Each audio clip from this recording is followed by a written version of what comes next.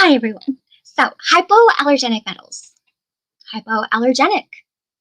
Is there a definition for it? Is it regulated? I don't know. Is it? Is it? Because as somebody who has sensitive ears, specifically, just sensitive ears, not skin generally, I am constantly on the lookout for jewelry that says hypoallergenic jewelry.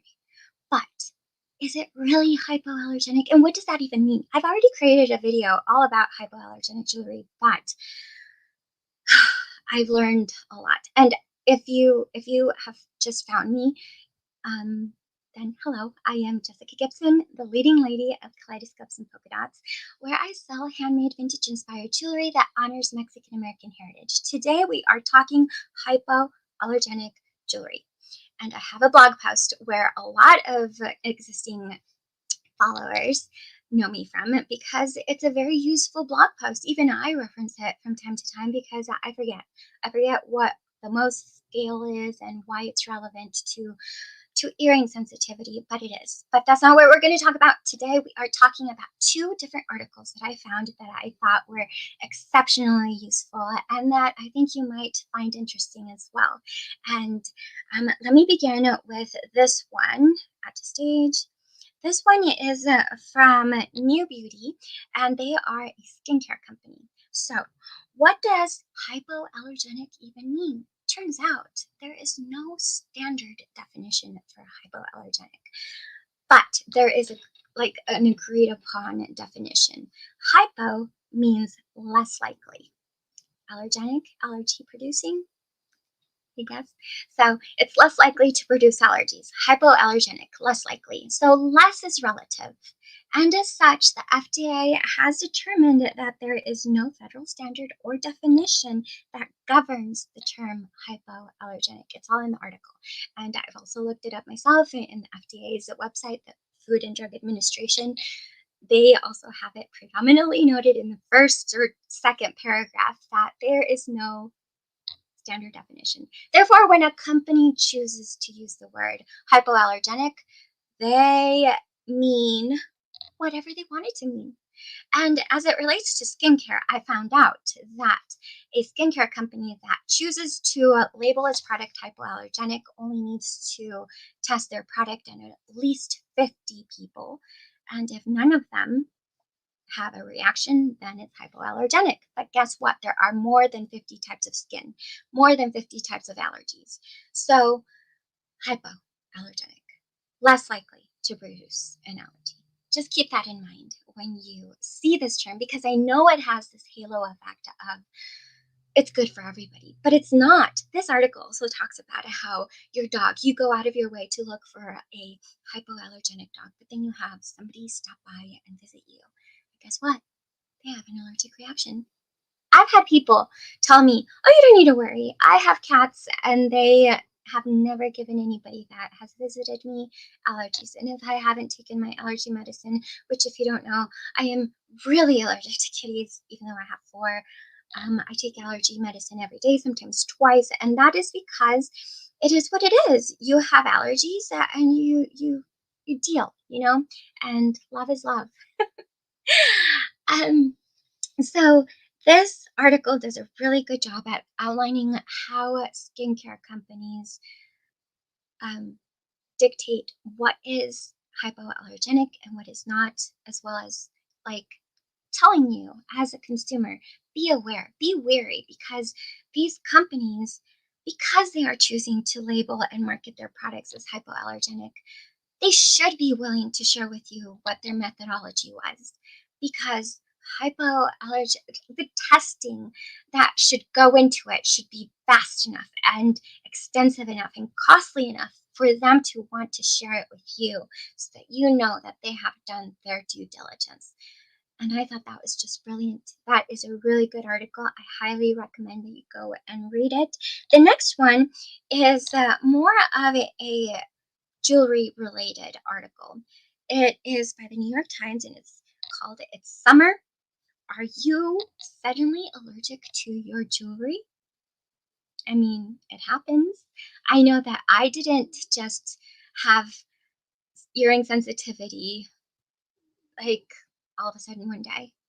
I mean, it was what am I saying? No, it's summer.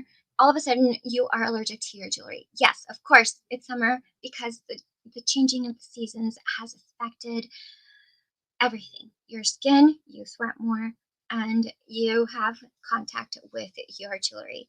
And guess what? When the contact takes place, there's leakage. I oh, I think that's why I wanted to make this video because I found it incredibly insightful to know that there can be leakage within your jewelry. So, leakage is the release of atoms from metals, and it's aggravated by warmer weather. I mean, doesn't that just make sense? Because that's what I was saying. I have jewelry that I have worn for years, and some of it sometimes gives me allergies. And I mean, that totally makes sense. And it also makes sense why your ears grow increasingly sensitive as the day goes on when you are having, an allergic reaction to them. This leakage is just making things even worse. Leakage, who knew? The rest of the article is mostly about jewelry companies that focus on producing hypoallergenic jewelry. And this is made out of plastic, which, again, some people might find plastic allergy inducing. Allergies are relative. And what is good for me might not be good for you. And what is good for me is stainless steel, which is why I produce most of my earrings with stainless steel. Most of the stainless steel earring posts or leather back earring posts that I use say they are 304 stainless steel, meaning they are surgical grade stainless steel, which is supposed to be really good stainless steel. And it's often touted as hypoallergenic. I do not choose to specifically identify my earrings as hypoallergenic. I do say that they have stainless steel and they are generally thought of as hypoallergenic, but allergies vary from person to person, and that is something that you should consider when you are buying something. Now, um, that is it for me today, really. I hope that you have found this helpful. I would love to know, what is your preferred metal? And when you have an allergic reaction, how do you treat it? My favorite form of doing it is with a little bit of alcohol, or what is it?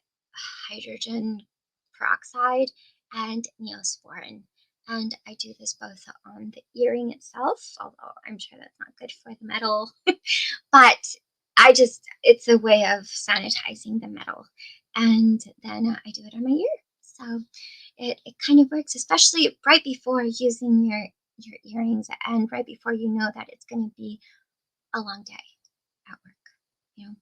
Anyway, I hope you liked today's live. That was my costume from last year. Do you know who she is? Because she is fabulous. She is Italian and she is from Florida. Have you guessed? She is Sophia Petrillo. And today I am a good guy doll, a good girl doll. Good guy, good guy. It says good guy on my thing. And I am trying to be cute because we have a lot of little people. And by little people, I mean middle schoolers too. No, not middle schoolers, elementary schoolers in our neighborhood.